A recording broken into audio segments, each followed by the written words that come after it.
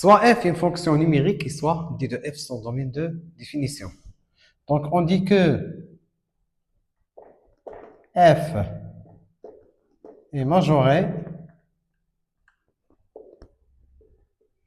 s'il existe un réel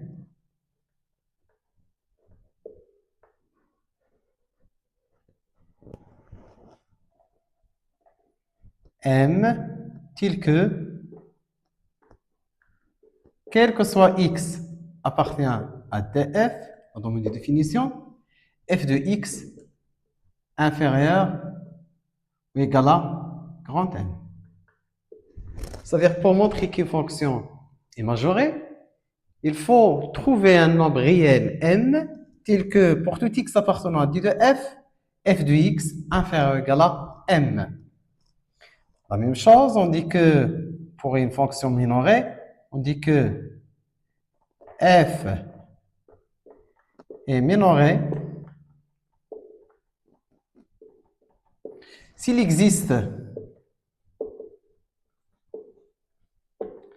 un nombre réel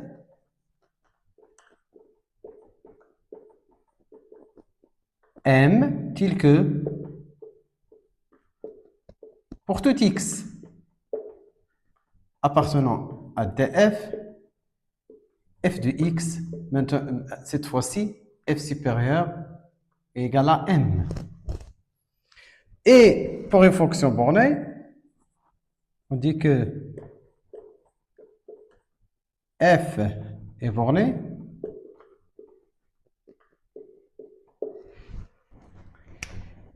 si f est à la fois majoré et minoré.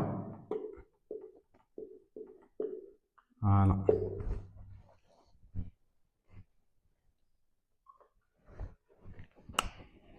Exemple. On considère la fonction f définie par l'expression f de x égale racine carrée de x moins 1 sur racine carrée de x plus 1. Première question, déterminer le domaine de définition de cette fonction. Donc, df égale l'ensemble des nombres réels. Vérifions. Attention, ici, il faut faire attention à la racine carrée. Ce qui est à l'intérieur de la racine carrée, il faut qu'il soit positif. Donc, attention, ici, on a racine carrée de x. Donc, x supérieur doit être supérieur ou égal à 0.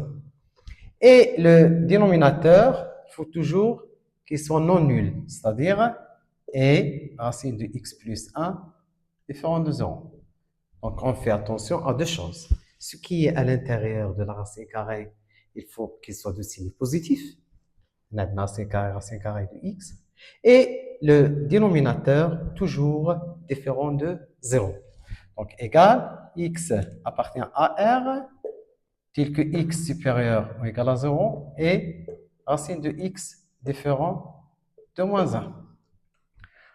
On sait que la racine carrée d'un nombre réel est toujours de signe positif. Donc, il est toujours différent de moins 1.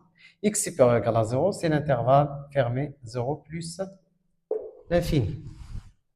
Deuxième question, montrer que f est majoré par 1. Montrons donc que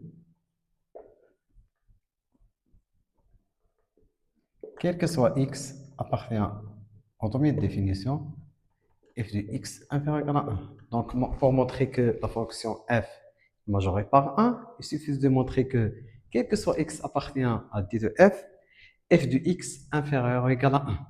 Et pour montrer que f de x est inférieur ou égal à 1, on peut soit calculer la différence ou bien faire un encadrement. Voilà. Donc, pour la différence, on a f de x moins 1 égale racine carrée de x moins 1 divisé par racine carrée de x plus 1 moins 1 égale racine carrée de x moins 1 moins 1 fois racine carrée de x plus 1 divisé par racine carrée de x plus 1. Donc, égal à racine carrée de x moins 1 moins racine carrée de x moins 1. C'est par racine carrée de x plus 1. On simplifie par racine x et on obtient moins 2 sur racine carrée de x plus 1, qui est inférieur strictement à 0.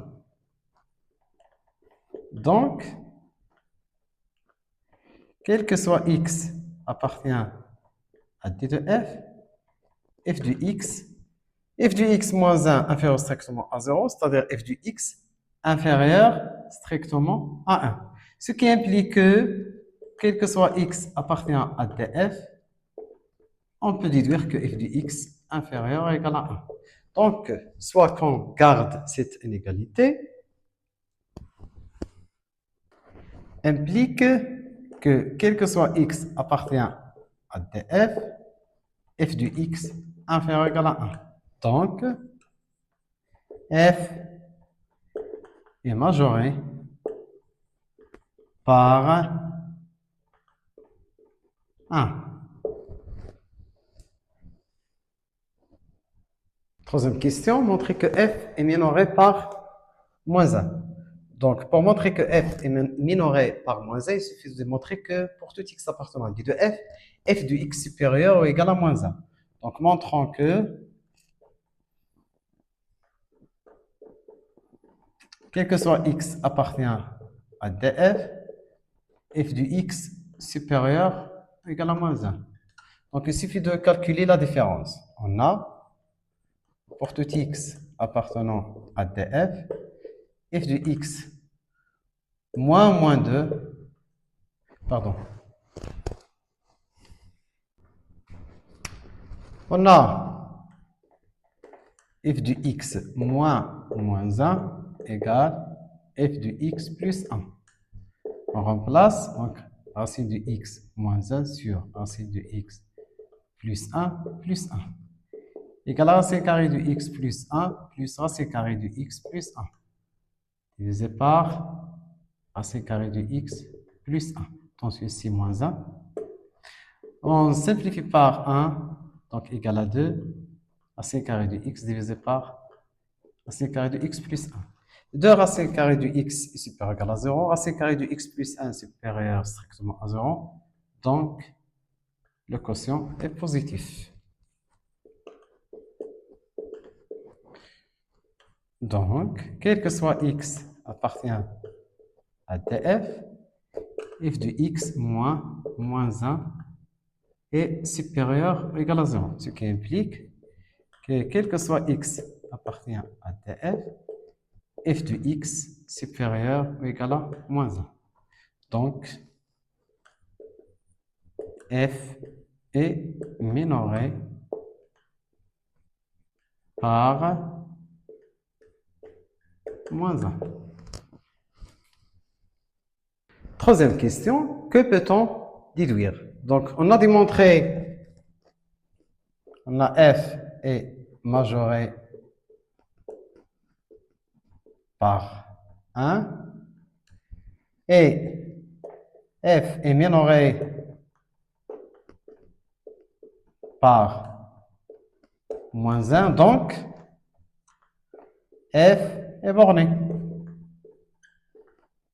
Tout simplement parce que, quel que soit x appartient à df, c'est R+, f de x est compris entre moins 1 et 1.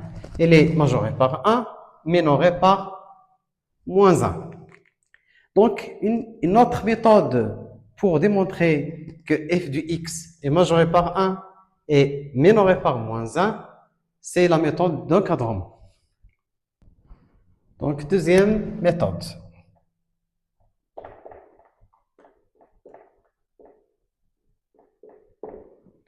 On a f de x égale à racine carrée de x moins 1 divisé par racine carrée de x plus 1 égale racine de x plus 1 moins 1 moins 2 divisé par racine carrée de x plus 1. Donc égal à racine carrée de x plus 1 divisé par racine carrée de x plus 1 moins 2 sur racine de x plus 1 égal à 1 moins 2 divisé par racine carrée de x plus 1. Et on a racine carrée de x supérieur ou égal à 0 implique que racine carrée de x plus 1 supérieur ou égal à 1, ce qui implique que l'inverse est inférieur ou égal à 1. Et en même temps, strictement positif. Implique que moins 2 divisé par racine carrée de x plus 1 est compris entre moins 1 et 0. Implique que 1 moins 2 sur racine carrée de x plus 1 inférieur strictement à 0 plus 1, c'est-à-dire 1, et moins 2 plus 1. Ce qui implique que, voilà, c'est l'expression f de x qu'on a déjà démontré, et là c'est moins 1, 1. Donc ceci implique que f de x est compris entre moins 1 et 1, c'est-à-dire que la fonction f est bornée, majorée par 1, minorée par moins 1. Seulement, on a ici une remarque. A inférieur strictement à B implique A inférieur égal à B. Mais attention, A inférieur égal à B n'implique pas que A est inférieur strictement à B. Exercice. On considère la fonction f définie par f de x égale à racine carrée de x plus 1 moins racine carrée de x. Première question, déterminer d de f. Donc on a df, c'est l'ensemble des nombres réels vérifions. À l'intérieur de la racine carrée, on trouve x plus 1 et x. Donc, x plus 1 doit être positif et x, mais la même chose, supérieur ou égal à 0. Donc, égal à x appartenant à R, tel que x supérieur ou égal à moins 1 et x supérieur ou égal à 0. Donc, c'est l'intersection de deux intervalles, l'intervalle moins 1 plus l'infini et l'intervalle 0 plus l'infini. L'intersection, c'est 0 plus l'infini. Deuxième question. Montrer que f est borné. Donc, il faut montrer qu'il est majoré et minoré. Donc, on a f de x égale à racine carrée de x plus 1 moins racine carrée de x. En utilisant le conjugué, c'est racine carrée de x plus 1 moins racine carrée de x facteur racine carrée de x plus 1 plus racine carrée de x divisé par racine carrée de x plus 1 plus racine carrée de x égale identité remarquable. Donc c'est racine carrée de x plus 1 au carré moins racine de x au carré divisé par racine de x plus 1 plus racine carrée de x égale x plus 1 moins x divisé par racine carrée de x plus 1 plus racine carrée de x. Donc égal à 1 sur racine carrée de x plus 1 plus racine carrée de x. Et on a pour tout x appartenant à 0 plus l'infini, racine de x supérieure ou égale à 0. Et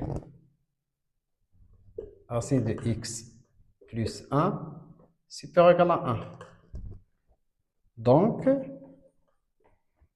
quel que soit x appartient à 0 plus l'infini, racine carrée de x plus 1 plus racine carrée de x supérieur ou égal à 1.